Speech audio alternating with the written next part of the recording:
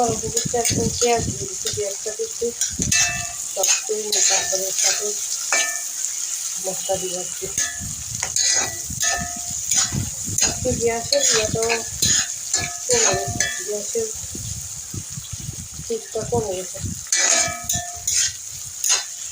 কেন জানি মাঝে মাঝে এখনো ডিস্টার্ব দেয় গ্যাসে। কদিন দেখছিলাম ভালোই ছিল, রান্না করে তুলছি সকাল সকাল, এখন আর কমে যায় আস্তে আস্তে। 10টা পর্যন্ত থাকে, এরপরে আস্তে আস্তে কমে যায়। একটু লবণ দিয়ে দিলাম, তাহলে তাড়াতাড়ি একটু পেঁয়াজটা নরম হয়ে যাবে।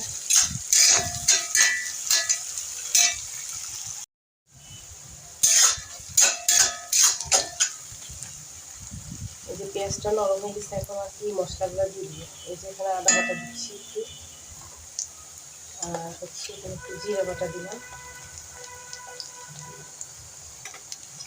একটু রসুন বাটা দিচ্ছি। তাহলে সেটা একটু নেড়ে করে ভেজে নেব।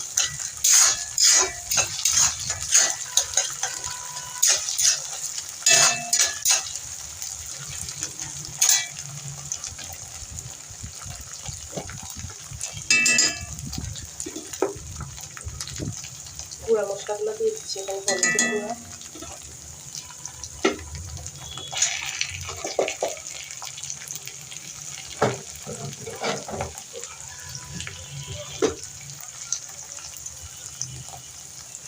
মরিচের গুঁড়া দিচ্ছি।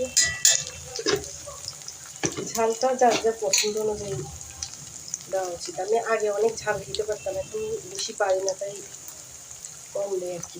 যেখানে একটু এখানে ধনিয়া গুঁড়ো দিচ্ছি। মশলাটাকে আমি ভালোভাবে কষাই দিচ্ছি।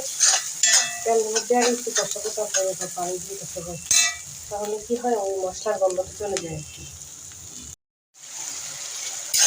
আমি তেলের মধ্যে আগে মশলাটাকে ভাজছি, পরে আবার একটু পানি দিয়ে ভেজে দিচ্ছি আর কি। এখন তরকারিটা দিয়ে দিই।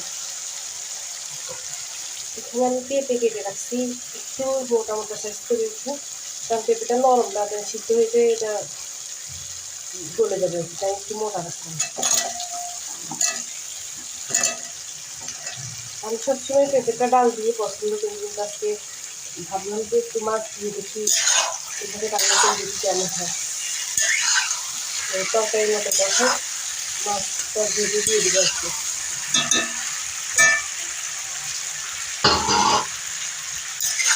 তো এটা মশলার সাথে একটু কষাবো, পরে ঝোলে ঝোলে পানি দিয়ে দেবো।